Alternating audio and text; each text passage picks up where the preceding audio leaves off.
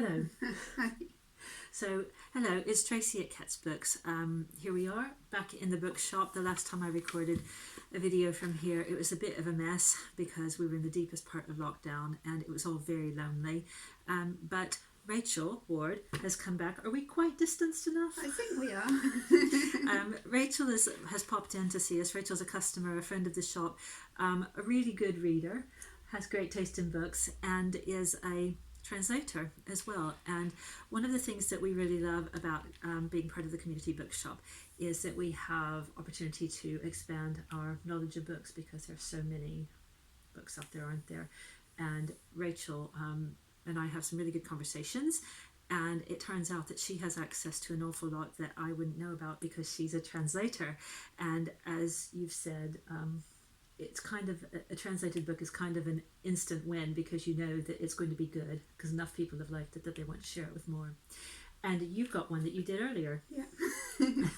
So this is Train Mouse by Uwe Timm, illustrated by Axel Scheffler, which came out in April, just after the lockdown started, published by Anderson Press. So. And it wasn't actually very easy for you to get hold of your own book, it was it? Not, no. So I've had to borrow a copy from Tracy from the shop to read it to you. Just one of the perils of lockdown, wasn't it? It was, yes. But we're really happy to have you here, and you said that you would read to us some from the book that you Yes. translated. The story is about a little mouse, a couple of little mice, and the main character is a mouse. His real name is Stefan, but everyone calls him Nibbles. And Nibbles and his family live in an old house, an old building which then gets knocked down and turned into flats. So they need to find a new home. And in the course of looking for a place to get some food from, he ends up on a train. Right. So this is from chapter 5. Right. As there was nothing for us to eat in the building, we had to go foraging around the neighbourhood. Mum, Dad, Grandad and us mouse children. I often went to the station. It was a long way and not without dangers because there were a lot of cars on the streets. But you always found lots of good things at the station. Binned bread, chips and now and then a scrap of cheese. Sometimes, when he felt well enough, Grandad came too. Then we'd run cautiously along the tracks and the platforms where the people stood waiting for trains. You see those trains, said Grandad, they travel all around the world.